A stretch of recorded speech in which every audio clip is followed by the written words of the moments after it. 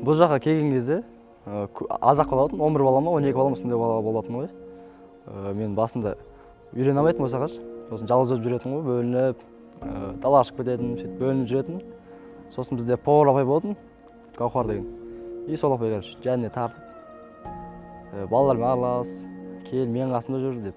Осы Береке үйіміздің алғашқы болып келгендердің бірі осы Алихан баламыз. Алиханның әкесі қайтыс болғаннан кейін, сол ер тәрбиесі болсын деп, осы біздің Береке үйімізге әкелген. Келген кезінде өзі арық болатын. Бірақ Құдайға шүкір, осы пансионатымызда Алиханның бір ерекшелігі балаларға бір қолбасшы бола білді. Ұйымдастыру қабілеті бар. Өзі өйткені спорт жақсы көреді, ММА жақсы көреді. Өзі сонда шыныққан, шымыр бала да. Енді осы баламызды біз Құдайға шүкір сондай бір арық кезінен, кішкентай кезінен келіп, қазір ер жеткен көріп отырмыз.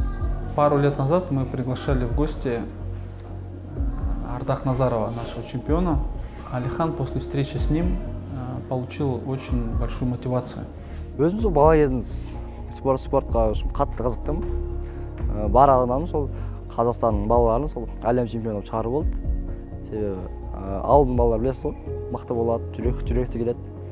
Сол балалардан чемпион шығару, сосын Қазақстанның даңқын көтеру, атағын шығару.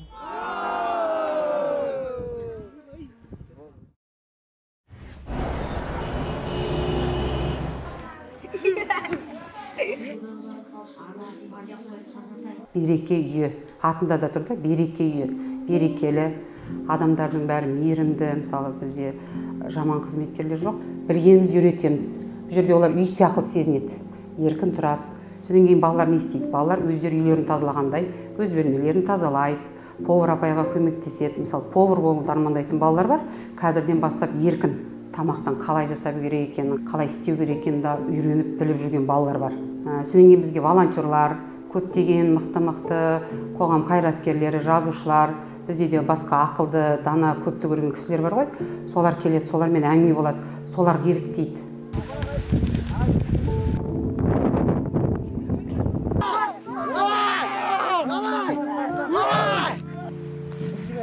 Зең тиме, зең тисе біттің. Береке үйінде маған көбінесе адамдардың дұрыс қарым-қатынасы, сөйлесу, адамдармен араласу, және тәрбиені, қалай өзіңді ортада қалай ұстау керек екеніңді, және қалай сөйлеу керек екеніңді осы жерден маған үйретті. Өзінің балаң ретінде санайды, баласы ретінде саған өзі бауырына тартады, балам деп айтады. Биік жерден көрінсек, егер қаяқтан шықты деген Береке үйінен шықты деп атағын көтеруге тырысамыз. Жақсы білім алып, және Қазақстанның мен деген бір стоматолог болсам деп тілеймін өзім.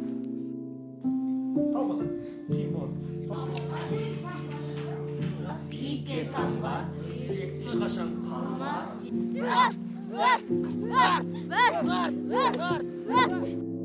Мен осы Береке үйіне келгеніме 5 жыл болды.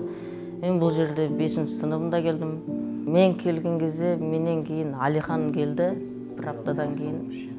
Алиханнан бері сол кезден бастап дос болатынбыз. Біз жыл сайын лагерге барамыз, яғни бірінші жылы Қапшағайға бардық, одан кейін 2 жыл Алакөлге бардық. Мен мұнда келгеннен бері өмірім әлдеқайда өзгерді. Мен достарымды сағынатын болам, себебі бауыр басып қалдық бір-бірімізге.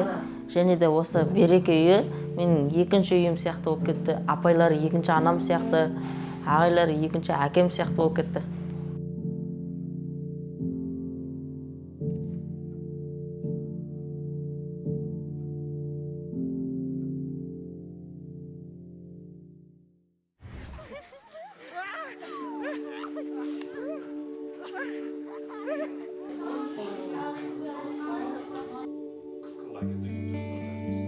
Постарались создать такую домашнюю обстановку в нашем доме Береке.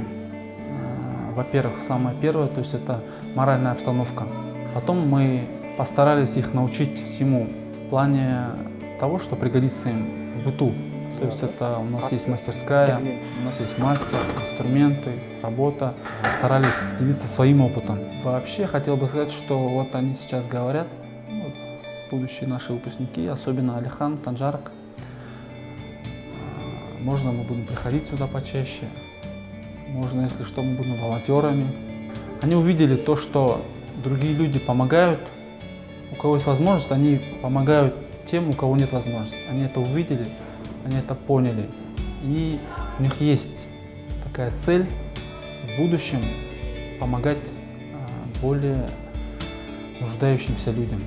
Қазақстан Республикасының еңбек сіңген бір мықты бір бапкер болып жатсам, бұл жердің балаларды дайындау мен үшін міндет десем де болады шығар.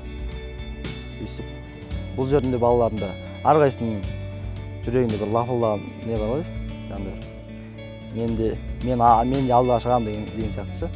Баламның ер кісілердің тәрбиесінде болғанын қаладым. Бұл жерге келгенде сәл тентектеуі бар еді.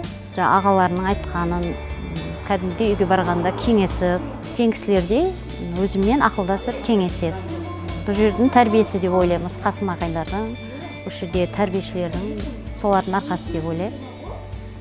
Жалпы біздің сол мақсатымыз осы еді ғой.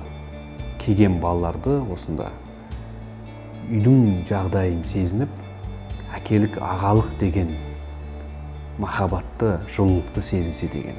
Ары қарай үйленіп, бала шағалы болып, осы еліміздің бір кірпішін қалап кетсе деген ойымыз.